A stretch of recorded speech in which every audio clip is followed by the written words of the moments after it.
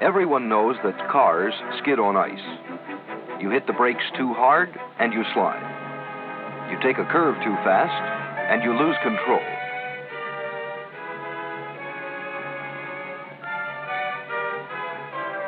Cars are more liable to skid on wet pavement than on dry.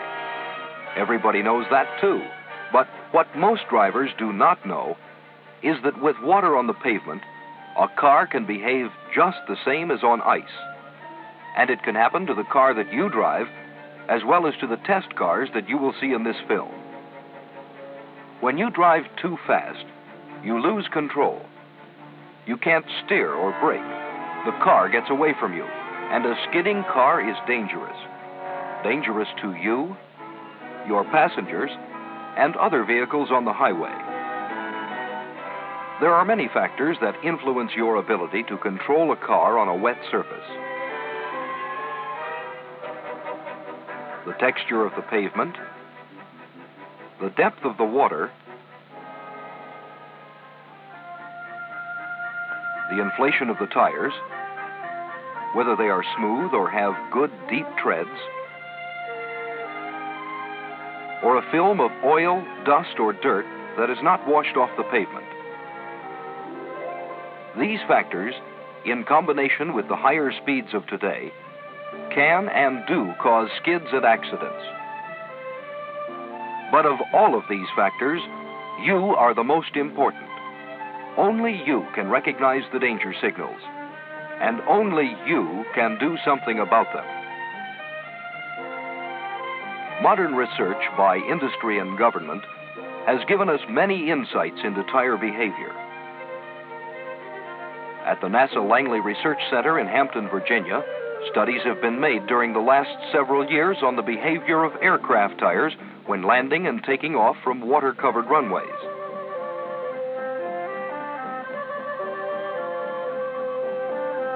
Actual test films show what happens. The wheels reach speed on dry pavement, but when they hit the flooded surface, they begin to slow down because the tires are actually lifted up off the pavement and are riding on top of the water. This causes the wheels to spin down, and they may even come to a complete stop.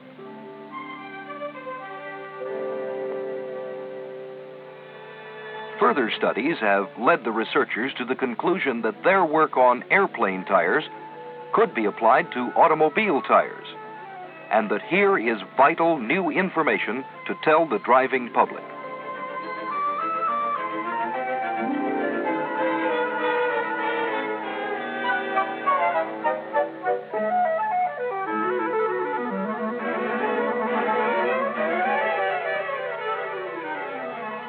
Tire behavior was studied by photographing the moving tire through a glass plate installed in the runway. Slow-motion films show the tire at a speed of 25 miles per hour in 1/2 inch of water. Here, as we look at the footprint of the tire against the glass, we can see that only part of the tire is in contact.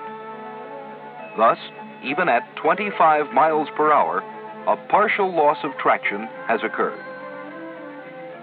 By repeating the test at 50 miles per hour, we note the complete absence of contact between tire and glass. The tire is actually riding on a layer of water, and there is a complete loss of traction. This is called hydroplaning. Very simply, it means that the tire is riding on top of a film of water instead of on the pavement, just like this attractive skier. She is hydroplaning, riding on top of the water. Here, the upward force which the water exerts on the ski is dependent upon the speed of the ski. At this speed, the force is sufficient to keep the ski and the young lady on top of the water.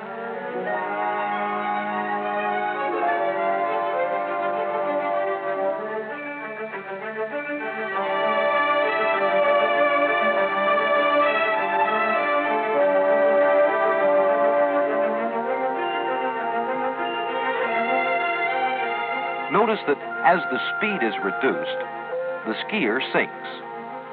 Then, as the boat picks up speed, she rises to the top and is again hydroplaning on the surface of the water. The same thing can happen to your car if you're driving too fast on wet pavements. The tires ride up on the water surface and hydroplane, just as the skier did. When this occurs, you have no control over your car. Now, when does tire hydroplaning occur? When the speed of the vehicle, tire pressure, water depth, pavement surface, conditions of the tire, whether smooth or good tread, are so combined that the tire loses contact with the pavement. Research studies conducted by NASA have shown that new automobile tires will hydroplane in less than 1/2 inch of water, and smooth tires in less than 1/10 of an inch of water at the following speeds: 42 miles per hour when the tire pressure is 16 pounds, 51 miles per hour and pressure 24 pounds, and 59 miles per hour and pressure 32 pounds. But recall that partial loss of traction occurs well below these speeds. Further research studies have been made by the engineers of a major tire company in England. And here in their test lab, you will see what happens to a tire under controlled conditions. A large drum starts to roll with a load of 800 pounds holding the tire against the drum.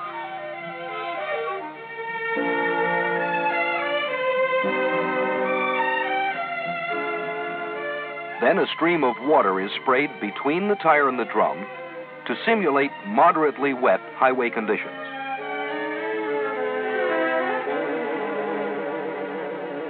When the drum and tire speed is increased to 60 miles per hour, we see that the tire is losing traction and spinning down.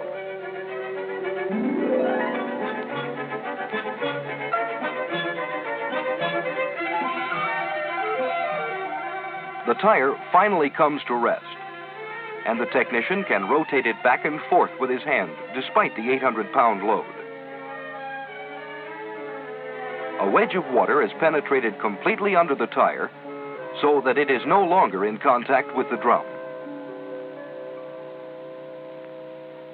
The National Aeronautics and Space Administration and the Bureau of Public Roads of the Department of Commerce conducted demonstrations to show what happens to vehicle braking and steering when the pavement is wet. A special area was prepared, and tires just like you drive, varying from smooth to good deep treads, were used in the test. While it looks deeper, the test surface water depth averaged less than 1/10 of an inch. It was demonstrated repeatedly that on this moderately wet, smooth surface, cars equipped with tires having good deep treads did stop in shorter distances than cars equipped with smooth tires. At 20 miles per hour, good tires, 40 feet. Smooth tires, 65 feet. At 30 miles per hour, good tires, 100 feet. Smooth tires, 165 feet. At 40 miles per hour, good tires, 185 feet. Smooth tires, 300 feet. A curve lane test demonstrates that at 40 miles per hour, without applying the brakes, the car equipped with good deep tread tires can hold the curve. But at 45 miles per hour, the same car could not hold the curve. Thus, loss of traction experienced on wet pavements below hydroplaning speeds can result in serious braking and steering losses.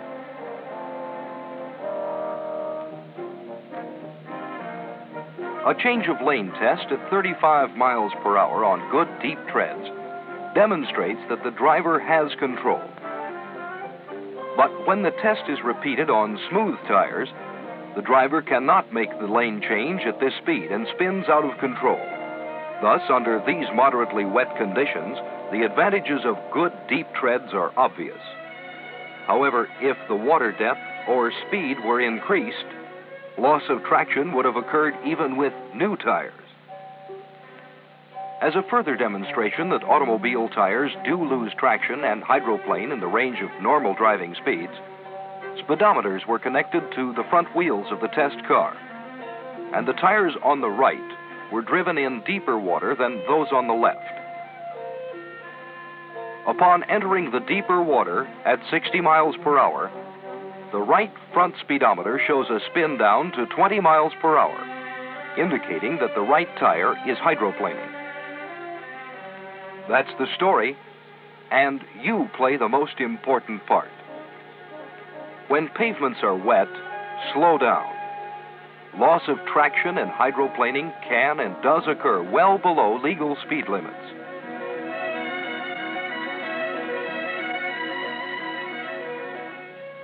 Use good tires. Be alert for wet spots, especially when you can see standing water. Increase following distances. Adjust your speed to road conditions. The highways are only as safe as you make them. Be a safe driver.